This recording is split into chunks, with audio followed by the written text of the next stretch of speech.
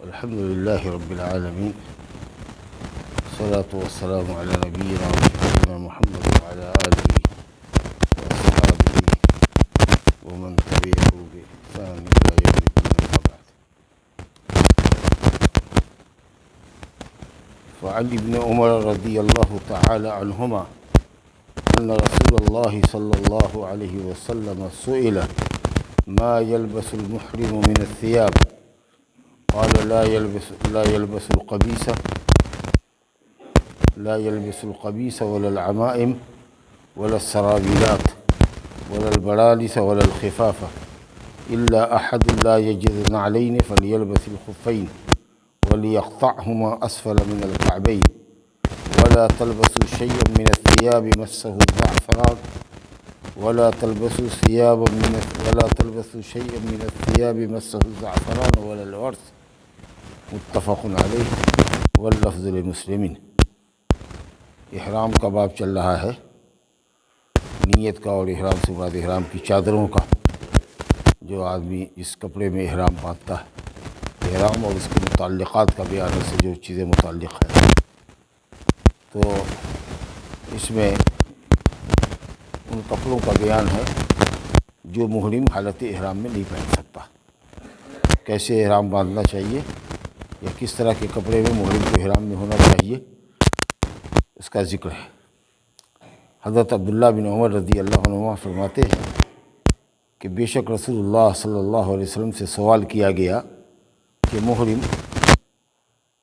کپڑوں میں کون سا کپڑا پہنے، کیسا کپڑا پہنے، حالت احرام میں جو آدمی عمرہ یا حج کرنے جا رہا ہے وہ کس طرح کا کپڑا پہنے۔ تو نبی صلی اللہ علیہ وسلم نے کیا نہ پہنے اس کا ذکر کیا، کیا پہنے اس کا ذکر نہیں کیا۔ حالانکہ بظاہر یہ لگ رہا ہے کہ پوچھا گیا کیا پہنے، تو کیا پہنے وہ بتانا چاہیے، لیکن آپ نے بتایا کہ کیا نہ پہنے۔ اس میں بڑی بلاغت ہے، کیونکہ نہ پہنے جانے والے کپڑے 3-4 ہی ہیں، کل ملا کے 5 ہے، اس کے علاوہ جتنی چیزیں ہیں سب پہنے۔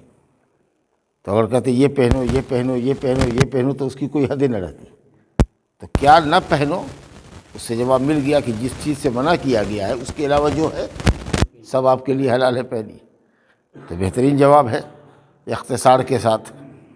تو آپ نے فرمایا کہ محرم لا یلبس القمیص، قمیص نہیں پہنے گا۔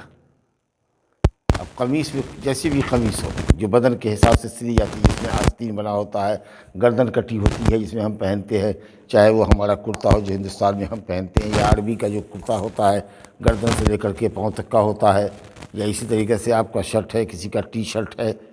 جو بدن کے حساب سے سلا جاتا ہے وہ چیز آپ کو نہیں پہنی ہے جسم کے اوپری حصے۔ تو قمیص میں یہ ہو گیا۔ ولا العمائم، اور امامہ نہ باندھے،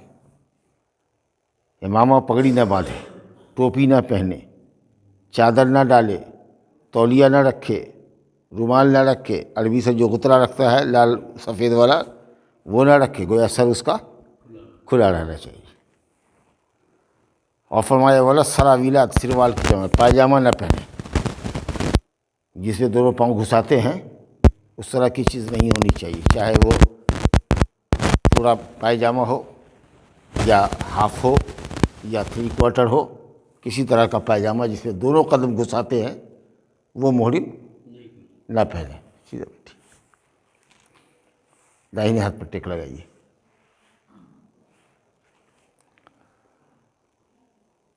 ولا البرانس، اور برانس اس طرح کے کپڑے کو کہتے ہیں جس کو پورا بدن پر، جس کپڑے کو پورے بدن میں پہنا جائے اور اسی میں ٹوپی بھی لگی ہو۔ مغربی ممالک کے لوگ جو آتے ہیں عرب میں تو لوگ دیکھتے ہیں کہ ان کے یہاں کرتا ایسا ہوتا ہے کہ اس کو وہ پہنے ہوتے ہیں اور اسی میں ٹوپی بھی لگی ہوتی ہے۔ جیسے آج کل جیکٹ وغیرہ میں دیکھیے نا، ہمارے یہاں جو ہوتا ہے تو جیکٹ میں ٹوپی لگی رہتی ہے، تو اسی طریقے سے ان کا پورا کرتا ہوتا ہے اور اسی میں وہ اہل مغرب جو ہیں، اندلس وغیرہ سے جو آتے ہیں، اسپین وغیرہ سے جو مسلمان، تو ان لوگوں کے کپڑے میں ٹوپی لگی ہوتی ہے۔ تو ایسا کپڑا جو جسم پر ہو اور اس میں سر ڈھانپنے کے بھی ٹوپی ہو، اس طرح کا نہیں ہونا چاہیے۔ ولا الخفاف، اور خف نہیں ہونا چاہیے، موزہ نہیں ہونا چاہیے۔ چپل جوتا ہونا چاہیے ایسا جس کے اندر یہ ٹخنا کھلا رہے، سمجھا کہ نہیں؟ تو کتنی چیزیں ہوئیں، قمیص نہیں ہو، پائجامہ نہیں ہو، سر پر کسی طرح کا کوئی لباس نہ ہو، 3 چیز ہوئی، اور موزہ نہیں ہونی چاہیے بس۔ اگر کسی شخص کو جوتا نہ ملے تب وہ موزہ پہن لے، لیکن حضرت عبداللہ بن عمر کی یہ حدیث ہے، اگرچہ متفق علیہ حدیث ہے، بخاری مسلم کی حدیث ہے، فرمایا آپ نے کہ موزے کو کاٹ کر کے اس کو لے آئے ٹخنے کے نیچے تک۔ آج کل تو خیر ایسا موزہ بھی ملتا ہے جو یہیں تک کا رہتا ہے، جس میں یہ ٹخنا بھی دونوں طرف کی جو ہڈی ابھری ہوئی ہے قدم کے دونوں طرف، جہاں پر قدم اور پنڈلی کا جوڑ ختم ملتا ہے وہاں پر دونوں طرف ہڈی کھڑی ہوئی ہے نا، ہاں اسی کو ٹخنا کہتے ہیں۔ تو اس کے نیچے کاٹ کر لے آئے، 4 کپڑا ہوا تھا۔ 5ویں چیز رنگ کے تعلق سے ہے کہ ایسا کپڑا مت پہنو جس میں زعفران یا ورس جس میں رنگا گیا ہو، زعفران اور ورس میں رنگا ہوا کپڑا نہ پہنو۔ زعفران گروا کلر ہوتا ہے جس کو بھگوا کلر کہیے، اسی طرح کا زعفران ہوتا ہے، پتلا پتلا بال کی طرح کا ہوتا ہے، کشمیر وغیرہ میں پیدا ہوتا ہے، کافی گرم ہوتا ہے، اس کو مٹھائی وغیرہ میں ڈالتے ہیں، کھیر فرنی وغیرہ میں ڈالتے ہیں تو اس کا ذائقہ بہت اچھا ہو جاتا ہے، اس کی چائے پیتے ہیں، قہوہ پیتے ہیں، بہت مہنگی چیز ہے۔ تو اس کے رنگ میں اگر رکھتے ہیں تو گروا رنگ نہیں پہننا ہے، رنگ کی وجہ سے اور اس وجہ سے کہ اس میں خوشبو بھی بہت اچھی ہوتی۔ تو اسی طریقے سے دوسرا پودا ہے ایک ورس، یہ ہوتا تھا یمن میں، اس میں خوشبو ہوتی تھی۔ تو اس طرح کے خوشبودار لباس میں اور اس طرح کا جو گروا رنگ ہے، بھگوا کلر، اس کو نہیں پہننا ہے حالت احرام میں۔ باقی رات سفید چادر اچھی ہے، لیکن سفید اگر کوئی نہ پہن کر کے اگر ہرے رنگ کی پہن لے، کالے رنگ کی چادر میں احرام ہے جائز، لیکن بہتر کپڑا ہے سفید۔ تو یہ کلر نہیں ہونا چاہیے اور خوشبو نہیں ہونی چاہیے، دونوں وجہ ہے۔ تو معلوم یہ ہوا کہ خوشبودار کپڑے میں احرام نہیں باندھ رہا ہے، گویا خوشبو کپڑے میں نہیں لگانا۔ اب آگے روایت آ گئی کہ نبی صلی اللہ علیہ وسلم احرام میں آنے سے پہلے خوشبو لگاتے تھے، لیکن وہ خوشبو جسم میں ہوتی تھی، کپڑے پر نہیں لگتی تھی۔ تو 5 چیز ہوئی، رنگ کے تعلق سے اور خوشبو کے تعلق سے ہوا کہ زعفران اور ورس کا رنگا ہوا کپڑا نہیں ہونا چاہیے، قمیص نہیں ہونا چاہیے، پائجامہ نہیں ہونا چاہیے، سر پر ٹوپی نہیں ہونا چاہیے، اور موزہ نہیں ہونا چاہیے، الا یہ کہ اگر جوتا چپل کسی کو نہ ملے، ہوائی چپل وغیرہ کی قسم کی کوئی چیز ہو یا کوئی اور دوسری چیز ہو جس میں پیر گھسا دیتے ہیں، سمجھا، تو اس میں احرام باندھیے۔ اور نہیں ہو تو پھر موزہ پہنتے ہیں، تو موزہ پہنتے ہیں تو اس کو کاٹ کر کے لے آئیے ٹخنے کے نیچے۔ یہ نبی صلی اللہ علیہ وسلم نے فرمایا تھا مدینے میں، احرام میں آنے سے پہلے جب جا رہے تھے حجۃ الوداع کے موقع پہ، صلح حدیبیہ کے موقع پر آپ نے کہا تھا۔ لیکن فتح مکہ، یہ حجۃ الوداع میں جو آپ کا حج ہے، وہاں آپ نے عرفات کے میدان میں جو خطبہ دیا تھا اس میں آپ نے یہ فرمایا تھا کہ جو جوتا نہ پائے، جو نال نہ پائے، جس میں پیر آگے کا حصہ گھسا دیا جاتا ہے، اگر وہ نہ پائے تو موزہ پہن لے، اس میں کاٹنے کا ذکر نہیں ہے۔ تو اسی لیے علماء کہتے ہیں، علماء حنابلہ خاص طریقے سے، کہ وہ اب موزہ اگر نہیں پہنے تو موزہ آپ کا اوپر پنڈلی تک بھی چڑھا رہے گا تو کوئی حرج نہیں ہے، اس کو کاٹنے کے نیچے لانے کی ضرورت نہیں ہے۔ اور اسی طریقے سے آپ نے فرمایا کہ جو کوئی لنگی نہ پائے، لنگی ملے ہی نہیں بازار میں، حالانکہ یہ تو بات کہنے کی ہے، اب تو سب چیز ملتا ہے، لیکن اگر ازار نہ ملے، چادر، 2 چادر ہونی چاہیے، اس کو لپیٹ لے کمر کے اندر، اور ایک چادر ہو جس کو بدن پہ ڈال لیں، سر کھلا رہنا چاہیے۔ اگر کسی کو ازار نہ ملے، لنگی نہ ملے، تو وہ پائجامہ پہن سکتا ہے۔ اب علماء میں اختلاف ہے کہ پائجامہ پہنے گا تو بدن کے حساب سے سلا ہوا ہے،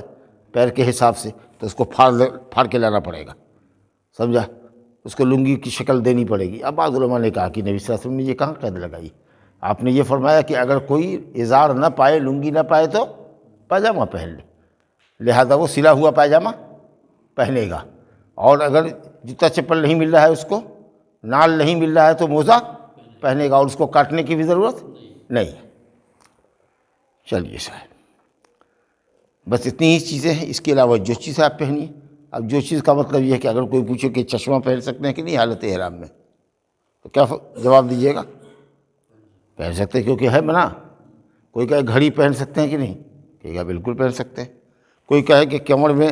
بیلٹ باندھ سکتے ہیں جس کے اندر زپ لگی رہتی ہے، جس کے اندر کاغذ رکھا، روپیہ پیسہ رکھا، اس طرح کا ہوتا ہے کمر بند پیٹھی، سمجھا کہ نہیں، جس میں آدمی ضروری ڈاکومنٹس رکھتا ہے، روپیہ پیسہ رکھتا ہے، بالکل پہن سکتے ہیں، سمجھا کہ نہیں۔ کوئی محرم ہے، مان لیجیے کہ فوجی ہے، وہ پٹا گردن میں لگائے ہوا ہے، ریوالور اس کی اس میں لگی ہوئی ہے، گولیاں اس میں لگی ہوئی ہیں، پہن سکتا ہے، سمجھا۔ تو اس لیے آپ نے کیا پہنے یہ نہیں بتایا، کیا نہ پہنے محرم حالت احرام میں بتایا، کیونکہ وہ گنتی کی چیز ہے۔ تو اوپر کے بدن کے حساب سے کٹا ہوا کپڑا نہیں ہونا چاہیے، سلا ہوا نہیں ہونا چاہیے، جسم کے حساب سے بنا ہوا نہیں ہونا چاہیے، اسی طریقے سے کمر کے نیچے بنا ہوا نہیں ہونا چاہیے، چڈی کے چھ نہیں ہونی چاہیے، سمجھا کہ نہیں۔ کچھ لوگ کہتے ہیں کہ صاحب ڈائپر وغیرہ جو بچے کو پہناتے ہیں اس طرح کا پہنا جانا جائز ہے، لیکن نہیں، وہ تو پاؤں میں گھسایا جاتا ہے، سمجھا کہ تو وہ احتیاط کا تقاضا یہ ہے کہ وہ سب نہیں پہننا۔ اور اگر کرتا کوئی پہنتا ہے جاہلاً، مسئلہ سے واقفیت نہیں ہے، تو جیسے کوئی کہہ رہی کیا پہنے ہوئے حالت احرام میں ایسا، تو فوراً ہی اتارے، وہ انشاءاللہ کوئی فدیہ نہیں ہوگا، جاہل ہے وہ، یا بھول چک کر کے سر کو ڈھانپ لیا اور پھر یاد آیا تو فوراً ہی سر کو اس نے کھول لیا، کوئی فدیہ نہیں۔ لیکن اگر جان بوجھ کر کے سلا ہوا کپڑا پہنیے گا، جان بوجھ کر کے خوشبو لگائیے گا احرام میں آ جانے کے بعد، نیت کر لینے کے بعد، یا بال بڑوائیے گا، بال چھوٹا کروا لیجیے گا حالت احرام میں، تو آپ کو فدیہ دینا پڑے گا، سمجھا کہ ومن کان منکم مریضا او بہ اذی من رأسہ ففدیۃ من صیام او صدقۃ او نسک۔ اگر بیماری کی وجہ سے یا سر میں جون وغیرہ ہو گئی ہے، سمجھا، اس کی وجہ سے اگر وہ بال حالت احرام میں، احرام کے اندر مڑوانا چاہتا ہے، چھوٹا کرانا چاہتا ہے، یا خلاف احرام کوئی کام کرنا چاہتا ہے، تو اس کو فدیہ دینا پڑے گا، روزہ رکھنا پڑے گا، یا مسکین کو کھانا کھلانا ہوگا، یا قربانی دینی ہوگی۔ اس کی تفصیل کعب بن عجرہ رضی اللہ عنہ کی حدیث میں ہے، بخاری مسلم کی روایت۔ 3 دن روزہ، یہ جرمانہ لگے گا آپ کو اگر ایسا کرتے ہیں تو، 3 روزہ رکھنا ہوگا، فدیہ یہ ہے۔ اور اگر 3 روز روزہ نہیں رکھ سکتے ہیں، یا ہے اگر نہیں رکھ سکتے ہیں کی بات نہیں، یا ہے یا تو 3 روزہ روزہ رکھیے، یا 6 مسکین کو کھانا کھلائیے، لے جائیے ہوٹل میں، یا پکا کر کے 6 مسکین کو بلا لیجیے، یا 1.5 کلو کر کے 6 آدمی کو غلہ دے دیجیے، کہا نا کہ 1.5 کلو ہے وزن، 1 مسکین کا کھانا، یا ایک بکری ذبح کیجیے۔ یہ 3 آپشن ہے آپ کے پاس۔ اگر احرام کے منافی کوئی کام کرتے ہیں، احرام کے خلاف کوئی کام کرتے ہیں، حالت احرام میں جو پابندی لگائی گئی ہے اس کے خلاف اگر کوئی کام کرتے ہیں دیدہ دانستہ جانتے ہوئے، تو آپ کو یہ فدیہ دینا پڑے گا۔ لیکن اگر بھول چک میں ہو گیا یا ناواقفیت کی بنیاد پر ہوا کہ آپ کے پاس علم نہیں ہے، تو اللہ نے اس کو معاف کیا۔ چلیے سر،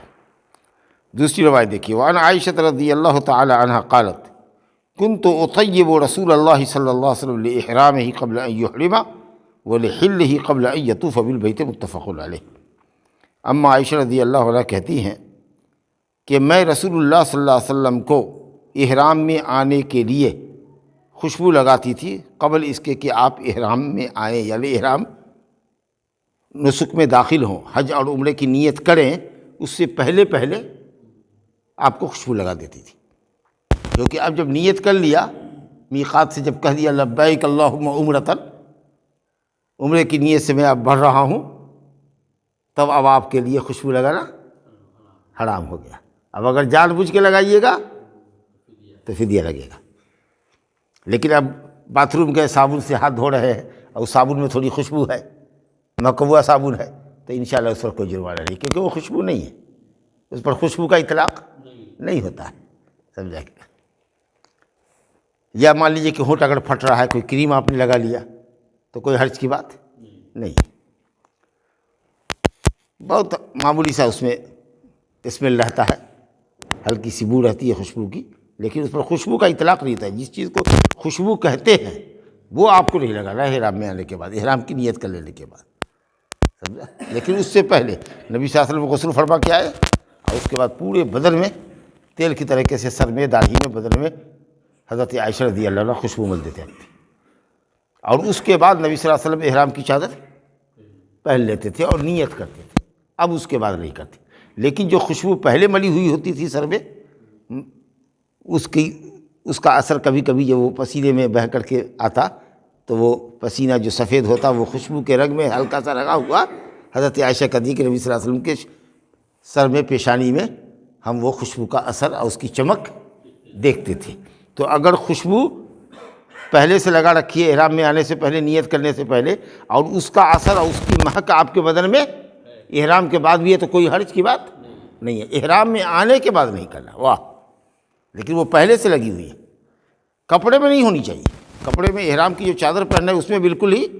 خوشبو نہیں ہونی چاہیے۔ اگر لگ گیا ہے تو دھونا پڑے گا آپ کو، یا بدلیے اس کو یا دھوئیے، لیکن بدن میں اگر لگایا ہے، سر میں، داڑھی میں، تیل کی طریقہ سے سر میں مل لیا، داڑھی میں مل لیا، بدن میں مل لیا، اور اس کے بعد ہاتھ کو پوچھ کر کے پھر آپ نے احرام کی چادر پہن لی تو الحمدللہ کوئی حرج کی بات نہیں ہے۔ وہ خوشبو اگر آپ کی باقی بھی رہی بدن میں کئی دن تک تو اس سے کوئی حرج نہیں ہے۔ تو کہتی ہے کہ احرام قبل ایحرم، قبل اس کے کہ آپ احرام میں آتے یعنی نیت کرتے، حج یا عمرے کی جو بھی نیت کرتے، اس میں نیت سے قبل غسل کرنے کے بعد میں آپ کے بدن میں خوشبو لگا دیتی تھی۔ اور اسی طریقہ سے وَلِحِلِّهِ قَبْلَ أَن يَطُوفَ بِالْبَيْتِ، جب حج وغیرہ سے فارغ ہو جاتے کنکڑی مار دیتے، 10ویں تاریخ کو بڑے پیلر کو کنکڑی مار دیتے۔ بعض علماء نے کہا کہ صرف کنکڑی مارنے سے حلال ہو جائے گا، چھوٹا ہل ہو جائے گا اس کا، اور کچھ لوگوں نے کہا کہ کنکڑی مارنے کے ساتھ بال مڈوالے سر کا، سمجھا، 2 کام کر لے تو حلال ہو جائے گا، احرام کی چادر کھول دے گا، نہا دھو لے گا۔ اب اس کے بعد پورے بدن میں وہ مل دیتی تھی خوشبو، کیونکہ حلال ہو گئے ہیں آپ۔ اب آپ سلا ہوا کپڑا، جو عربی کپڑا آپ پہنتے تھے، وہ کپڑا پہن کر کے جاتے تھے کعبہ کا طواف کرنے کے لیے۔ صرف بیوی حلال نہیں ہوگی، بیوی حلال ہوگی جب کعبہ کا طواف ہو جائے گا 10 تاریخ کا، اور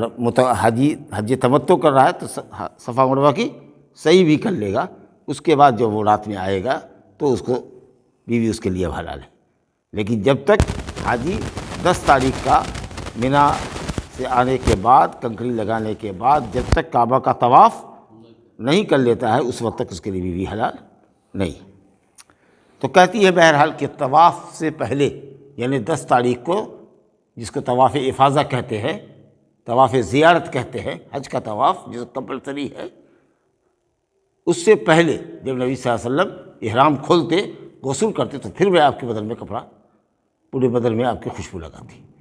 تو احرام میں آنے سے پہلے، حج عمرہ کی نیت کرنے سے پہلے خوشبو ملتی ہے آپ کے بدن پر، جس کا اثر باقی رہتا ہے احرام کے بعد بھی۔ اور اسی طریقے سے جب احرام سے آزاد ہوتے، باہر آتے، غسل کرتے، پھر خوشبو ملتی۔ طواف زیارت سے، طواف افاضہ سے، 10 تاریخ کا جو کعبہ کا طواف ہے اس سے پہلے، کیونکہ حلال ہو گئے آپ، چھوٹا حلال ہونا ہو گیا آپ کا۔ صرف حل اکبر جس کو کہتے ہیں، بڑا حلال ہونا، جس سے بیوی بھی حلال ہو، وہ پھر کعبہ کے طواف کے بعد ہی ہوگی۔ تو اماں عائشہ کہتی ہے کہ نبی صلی اللہ علیہ وسلم کو میں خوشبو لگایا کرتی تھی۔ تو معلوم یہ ہوا کہ نیت کرنے سے پہلے خوشبو آپ لگا سکتے ہیں، اس کے بعد بنا۔ تو ایک پابندی یہ بھی ہوئی حالت احرام میں کہ آپ کو خوشبو نہیں لگانا ہے۔ لیکن اگر کوئی کہے کہ صابن، اگر اس میں تھوڑی خوشبو ہو تب، یا ہینڈ واش جو ہوتا ہے لیکوڈ وغیرہ، اس میں تھوڑی سی خوشبو ہوتی ہے، کہیے گا وہ سب خوشبو کا اطلاق اس پر نہیں ہوتا ہے۔ لیکن کچھ لوگ ہیں جو یہاں سے لے جائیں گے وہ کپڑا دھونے والا جو صابن سب ہوتا ہے اس طرح کا، یا لائف بوا جو ہوتا ہے ہمارے یہاں جس میں کوئی مہک نہ ہو، اس طرح کا لے جائے گا کہ اس میں ذرا بھی خوشبو نہیں ہونی چاہیے۔ تو اسے تکلف ہے، سمجھا کہ نہیں؟ ہاں، اس کی ضرورت نہیں ہے۔ اس کے بعد ایک روایت اور دیکھیے، حالت احرام کی پابندیاں کیا ہیں۔ وعن عثمان بن عفان رضی اللہ تعالی عنہ ان رسول اللہ صلی اللہ علیہ وسلم قال لا ينكح المحرم ولا ينكح ولا يخطب، رواہ مسلم۔ حضرت عثمان بن عفان رضی اللہ عنہ، خلیفہ راشد، تیسرے خلیفہ، ذی النورین، نبی صلی اللہ علیہ وسلم کی 2 بیٹیوں کے شوہر، رقیہ اور ام کلثوم کو یکے بعد دیگر حضرت عثمان غنی رضی اللہ عنہ کی زوجت میں دیا۔ حضرت عثمان بن عفان رضی اللہ عنہ فرماتے ہیں کہ بے شک رسول اللہ صلی اللہ علیہ وسلم نے فرمایا، محرم حالت احرام میں نکاح نہ کرے، حالت احرام میں نکاح نہ کرے۔ اب ہم بھی احرام میں ہیں، لڑکی والا بھی احرام میں ہے، کہا میری بیٹی سے بیاہ کر لیجیے، کہا ٹھیک ہے کر لیں گے۔ اب ہم احرام میں ہیں، بیٹی والا بھی احرام میں ہے، احرام کی حالت میں نکاح پڑھا رہا ہے، دلہن چاہے جہاں بھی ہو، ہندوستان میں ہو کہ پاکستان میں، سے مطلب ہے، لیکن نہیں، حالت احرام میں آپ نکاح نہیں کر سکتے، سمجھا؟ ولا کے نکاح کرا بھی نہیں سکتے، یعنی آپ ولی ہیں، لڑکا لڑکی ہے، وہ دونوں محرم نہیں ہے، لیکن لڑکی کا باپ لڑکے کے باپ سے کہہ رہا ہے کہ میری بیٹی کی تمہارے بیٹے سے شادی کر دو، تو ٹھیک ہے نکاح پڑھوا دو۔ میاں بیوی محرم نہیں ہے، لیکن جو لڑکی کا ولی ہے وہ حالت احرام میں ہے، وہ ولی بھی نہیں ہو سکتا، اور اگر ایسا نکاح کرے گا وہ تو وہ نکاح صحیح نہیں ہوگا۔ تو نہ لڑکا لڑکی محرم ہونا چاہیے، حالت احرام میں ہونا چاہیے، اور نہ ہی لڑکی کا ولی جو شادی کرانے والا ہے وہ حالت احرام میں ہونا چاہیے۔ حتیٰ کہ ولا یخطب، پیغام نکاح بھی تم نہیں دے سکتے، حالت احرام میں ہو تو کسی بیٹی والے کو یہ کہنا کہ ہم یہاں سے جب چلیں گے تو میں اپنا رشتہ آپ کی بیٹی پر پیش کرتا ہوں، آپ کے اوپر پیش کرتا ہوں، اپنی بیٹی سے میرا نکاح کرا دیجئے، آپ یہ بھی پیغام نہیں دے سکتے۔ دیکھیے حالت احرام میں جمع، اور جمع کے جو اسباب ہیں، شادی کا سبب ہوتا ہے پیغام دینا، عقد ہوتا ہے، نکاح ہوتا ہے، بیوی سے ملنے کا سبب، پھر آدمی ملتا ہے، تو بیوی سے ملنا تو بہت دور کی بات، یہاں شادی بیاہ کرنے، کرانے، نکاح پڑھنے پڑھانے، اور ولی کی حیثیت سے بیٹی کی ولایت کرنے میں کہ ٹھیک ہے میری بیٹی کا نکاح پڑھا دیجئے، لڑکی محرم نہیں ہے، لڑکا بھی محرم نہیں ہے، حالت احرام میں باپ محرم ہے، وہ ولی بھی نہیں بن سکتا ہے۔ تو ایک پابندی یہ بھی ہے کہ حالت احرام میں نہیں ہو، اور بیوی ساتھ ہو یا کوئی نہیں ہو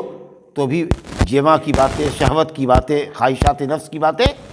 حالت احرام میں نہیں کر سکتے، نہیں کرنا ہے آپ کو۔ تو ایک پابندی یہ بھی ہوئی کہ کچھ تو کپڑے کے تعلق سے آپ نے سنا، قمیص نہیں پہن سکتے، پاجامہ نہیں پہن سکتے، امامہ ٹوپی نہیں پہن سکتے، اور ورس و زعفران کا رنگا ہوا کپڑا نہیں پہن سکتے، موزہ نہیں پہن سکتے، الا یہ کہ جوتا نہ ملے یا ازار نہ ملے تو پاجامہ پہن سکتے ہیں، اور اس کو کاٹنے کی پھاڑنے کی ضرورت نہیں ہے۔ ایک تو یہ بات ہو گئی۔ حالت احرام میں آ جانے کے بعد، نیت کر لینے کے بعد، عمرہ حج کی نیت کرنے کے بعد خوشبو نہیں لگا سکتے ہیں، خوشبودار صابن اور وہ واش جو ہے ہینڈ واش وغیرہ، اس میں کوئی حرج کی بات نہیں ہے۔ اور ایک چیز اور یہ ہو گئی کہ حالت احرام میں لڑکا لڑکی نکاح نہیں کر سکتا، ملنا ملانا دور کی بات ہے، کہ اگر احرام میں کرے گا، مجامعت کرے گا تو احرام میں فاسد، سمجھا کہ نہیں؟ اسے پھر اس کو لوٹ کے آنا پڑے گا، دوبارہ سے کرنا ہوگا اس کو، لیکن صرف نکاح جو نام ہے ایجاب و قبول کا وہ بھی نہیں کرنا ہے، اور نہ ولی کی حیثیت سے آپ شادی کرا سکتے ہیں اگر آپ محرم ہیں تو، بلکہ پیغام نکاح بھی نہیں دیا جا سکتا ہے۔ رشتے کی بات ہی کچھ مت کیجیے، یہاں سے جب چلیں گے احرام سے واپس جب ہوں گے، حج میں لوٹیں گے تب راستے میں گفتگو کریں گے، سمجھا کے۔ اب آئیے ایک شرط اور دیکھیے کیا ہے حالت احرام میں۔ ابو قتادہ انصاری رضی اللہ عنہ سے روایت ہے، ذرا غور سے سنیے۔ فی قصۃ صیدہ الحمار الوحشی وہو غیر محرم قال فقال رسول اللہ لاصحابہ وكانوا محرمین هل منکم احد امرہ او اشار الیہ بشیء قالوا لا قال فکلوا ما بقی من لحمہ متفق علیہ۔ ابو قتادہ انصاری رضی اللہ عنہ کہتے ہیں فی قصۃ صیدہ الحمار الوحشی، اپنے اس قصے میں جس میں انہوں نے ایک نیل گائے کو شکار کیا تھا اور وہ غیر محرم تھے، حالت احرام میں نہیں تھے، تو انہوں نے نبی صلی اللہ علیہ وسلم سے جب ذکر کیا کہ ہم نے ایک نیل گائے کا شکار کیا، میں محرم نہیں تھا، میں نے شکار کیا، ان لوگوں کو دے رہے ہیں کھانے کے لیے تو کھاتے ہی نہیں، یا کچھ لوگ اس میں کہ ہیں جو کہتے نہیں ہم لوگ محرم ہیں، شکار کا جانور نہیں کھائیں گے۔ تو آپ نے صحابہ کرام سے پوچھا کہ کیا تم میں سے کسی نے شکار کرنے کا حکم دیا تھا اس کو؟ کہا نہیں۔ کہا کہ اشارہ کیا تھا، بڑے بھی شکار اشارہ کیا تھا؟ کہا نا، یہ سب بھی نہیں کیا تھا۔ کسی طرح کی کوئی مدد شکار کرنے پر؟ کہا نا، بالکل نہیں۔ اس نے خود شکار دیکھا، اپنا شکار دوڑایا، حتیٰ کہ ان کا کوڑا گر گیا یا نیزہ گر گیا تو کہا دے دو، تو لوگوں نے کہا نہیں نہیں ہم محرم ہم نہیں دے سکتے، چنانچہ ان کو گھوڑے سے اترنا پڑا، اپنا نیزہ لے کے یا کوڑا لے کر پھر دوبارہ چڑھنا پڑا، اور اس کے بعد اپنے گھوڑے کو دوڑایا نیل گائے کے پیچھے، اور جاتے جاتے جاتے جاتے گھڑ سواری کرتے ہوئے اتنے نشانہ باز سے کہ مارا جو نیزہ پھینک کر کے بس وہ جسم کے آڑ پار کر دیا، پیوست کر دیا، بدل بس دھام سے وہ نیل گائے گر گئی۔ اس کے بعد پکڑا، اس کو بسم اللہ اللہ اکبر ذبح کیا، پھر وہ مسئلہ رہا، تو نبی صلی اللہ علیہ وسلم نے کہا کہ جب تم میں سے کسی نے اس کو حکم نہیں دیا، کوئی اشارہ نہیں کیا، کسی طرح کی کوئی مدد نہیں کی، فَكُلُوا مَا بَقِيَ مِن لَحْمِهِ، اب اس جانور کا جو گوشت کچھ بچا ہوا ہو تو تم لوگ کھاؤ اس کو، اس میں تردد کی کیا بات ہے؟ اس کا مطلب یہ ہوا کہ حالت احرام میں محرم شکار نہیں کر سکتا، اور نہ شکار کی طرف اشارہ کرے گا اس شخص کو جو محرم نہیں ہے، نہیں تو جرمانہ تم کو لگے گا، اور جتنا بڑا جانور مارا ہے اتنا بڑا جانور قربانی میں دینا ہوگا۔ اگر بڑا جانور اونٹ کیسا مارا ہے تو اونٹ جا کے ذبح کرو، اور گائے کتنا بڑے مارا ہے، جو نیل گائے ہے تو گائے ذبح کرو، اور ہرن کو مار دیا ہے تو بکرا ذبح کرو، اور اس سے کھڑہا کو مارا ہے خرگوش کو تو مرغی ذبح کرو، اس کی قیمت لگاؤ کتنا ہوگا، جتنا بڑا جانور مارا ہے اتنا بڑا جانور قربان کرنا پڑے گا۔ اور اگر چریا گوریا مار دیا ہے تو اس کی قیمت لگاؤ کہ کئے روپے کا ہوگا، اور اتنی قیمت کا غلہ خریدو، اور غلہ خرید کر کے 1.5 کلو کے حساب سے جے مسکین کو ہوتا ہے اس کو بانٹو جی۔ مگر یہ کس شکار کے لیے ہے؟ خشکی کا شکار، دریائی شکار نہیں۔ دریا میں جب وہ لوگ پہلے پانی جہاز سے جایا کرتے تھے تو جال لے گئے، کانٹا لے گئے، بنسی لگا دیا، جال پھینک دیا، مچھلی لے نکالا، بھونا، کھایا، جا رہے 8 دن 10 دن کے لیے۔ خاص کے کچھ لوگوں نے کہا کہ بنگالی قوم مچھلی کا شکار کرنے میں بڑی ماہر ہوتی ہے، تو سب جاتے تھے تو سب جال وغیرہ لے کے جایا کرتے تھے، اور سمندری مچھلی کا شکار کرتے اور بھون کے کھاتے، تو وہ تو جائز ہے حالت احرام میں۔ وَأُحِلَّ لَكُمْ صَيْدُ الْبَحْرِ، سمجھے کہ دریائی شکار حلال کیا گیا ہے۔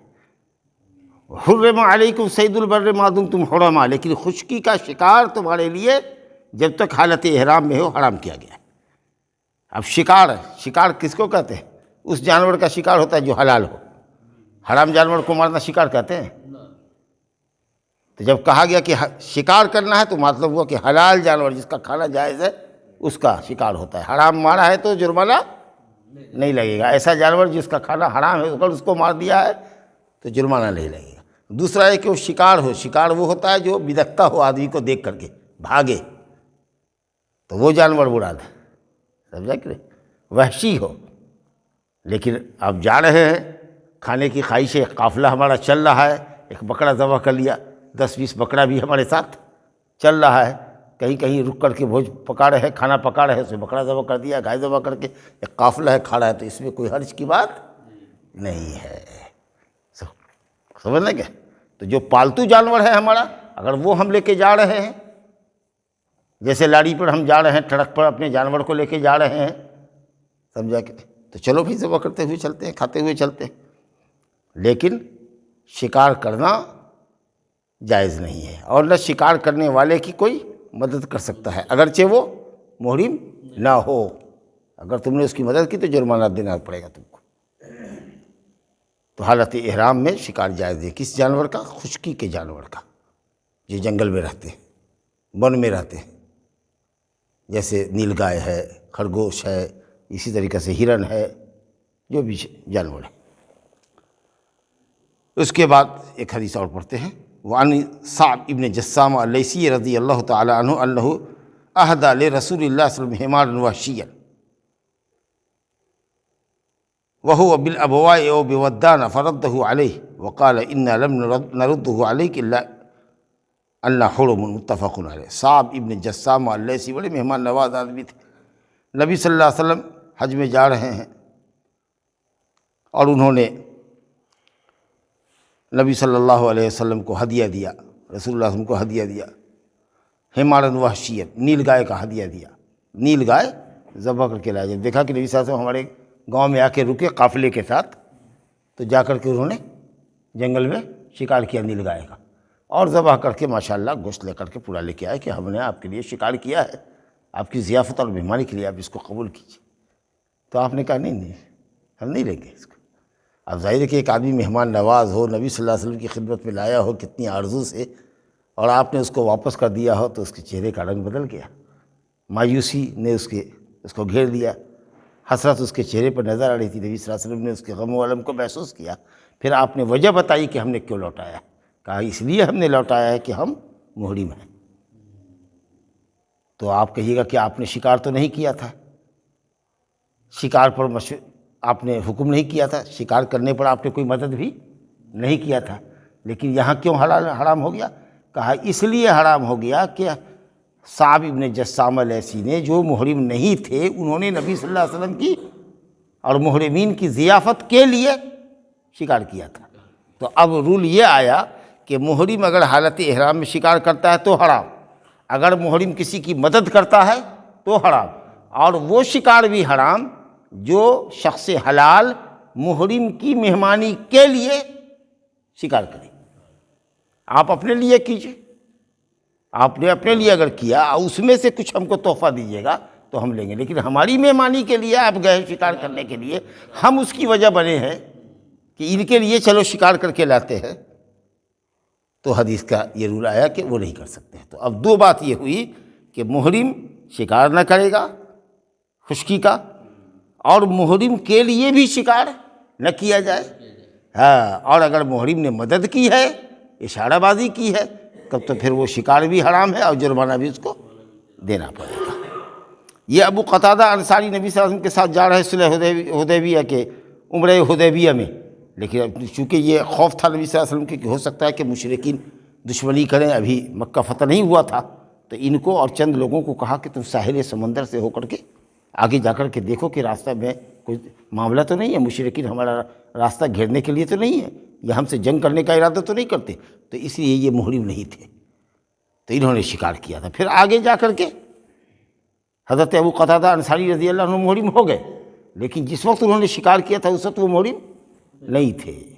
مسلمانوں کی طرف سے جاسوسی کر رہے تھے کہ کہیں کوئی مشرک راستے میں تو نہیں ہے اڑنگا لگانے کے لیے۔ تو اسی موقع پر آپ صلی اللہ علیہ وسلم نے کہا کہ اگر شخص حلال اپنے لیے شکار کرے، آپ نے کسی طرح کی مدد نہیں کی ہے اور نہ اس نے آپ کی ضیافت کی مہمانی کی نیت سے کیا ہے، تو الحمدللہ آپ کھائیے، لیکن جو شکار محرم کرے نعوذ باللہ، یا محرم اشارہ کرے، معاون بنے، یا محرم کی ضیافت کے لیے غیر محرم شخص اگر کرتا ہے تو وہ شکار ہمارے لیے حلال نہیں ہے۔ ھذا وباللہ التوفیق، صلی اللہ علیہ وسلم محمد وآلہ وسلم۔